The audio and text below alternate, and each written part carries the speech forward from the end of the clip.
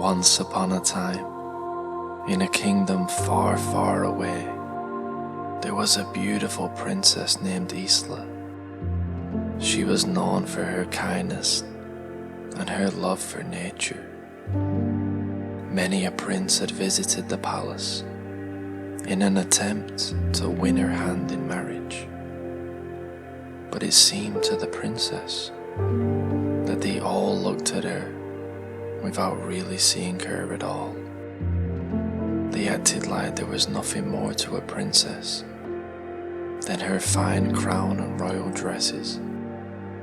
Isla wasn't your typical princess. She didn't care for jewels or fancy tea parties. She had a passion for adventure.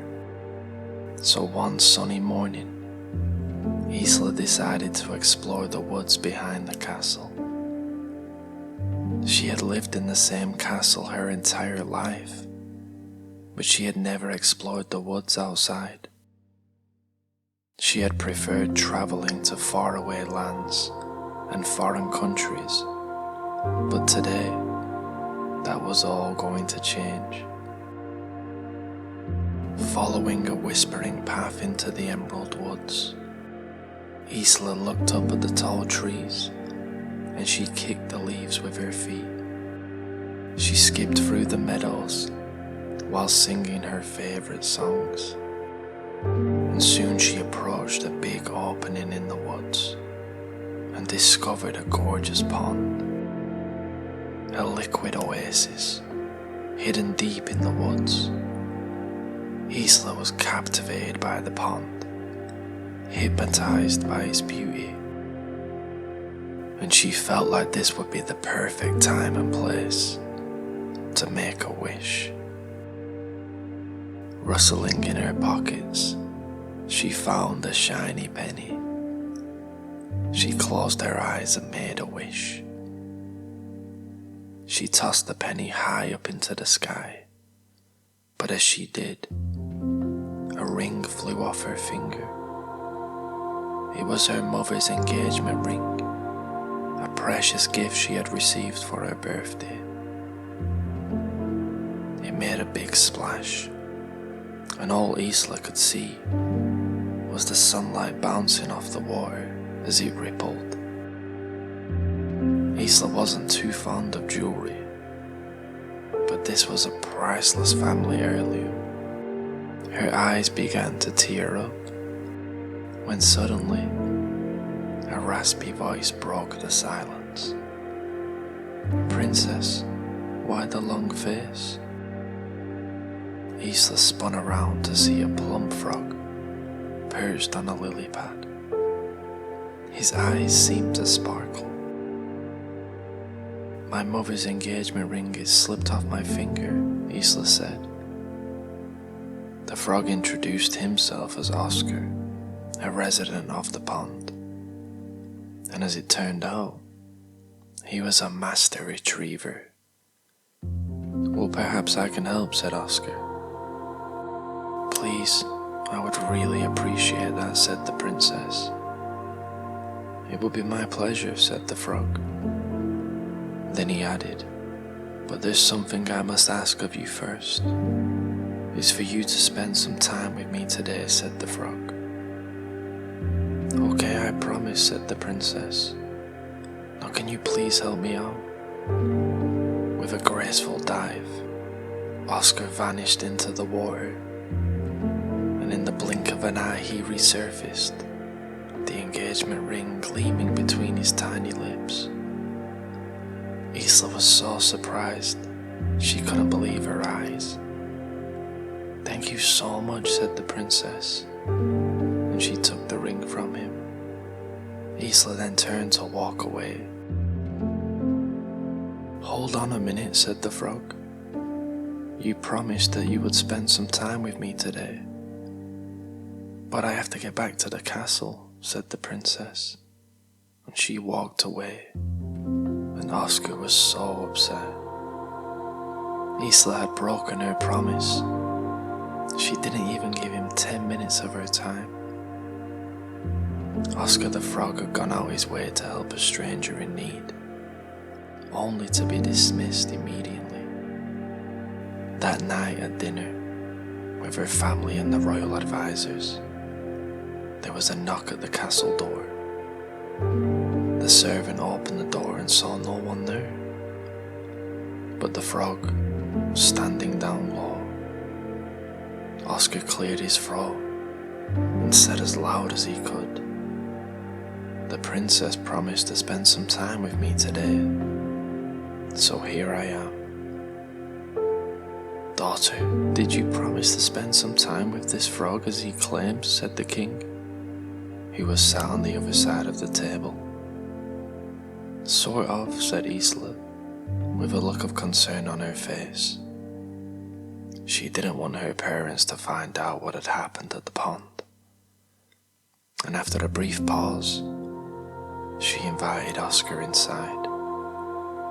"Very well, I will spend some time with you today," said the princess. The servants quickly set a new place setting for the frog as he hopped over to the royal dining table. Conversation turned to a topic of concern in the kingdom. None of the royal advisors knew what to do.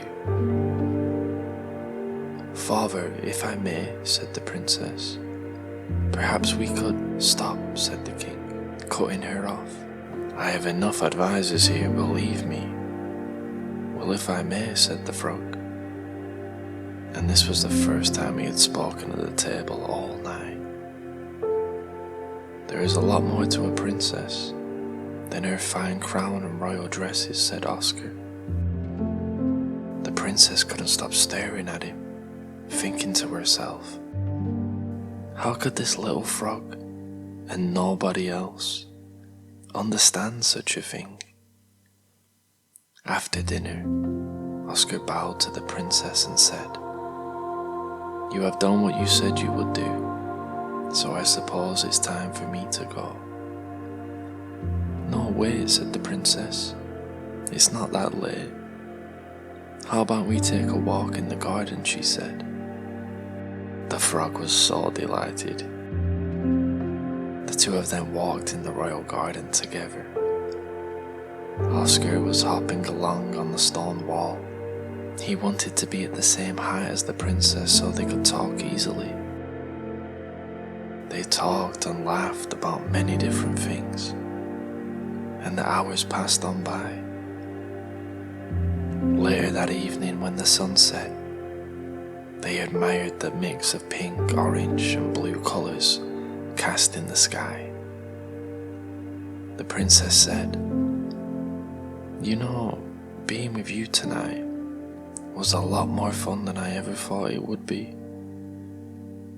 "I had a really good time too," said the frog. "Who would have known?" said the princess. She leaned over and kissed Oscar lightly on his cheek, and just at once, there was a big puff of clouds and smoke. The small frog had changed into a young prince. The princess jumped back in surprise, and who could blame her?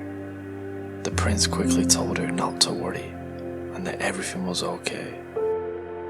Years before, an evil witch had cast a spell on him.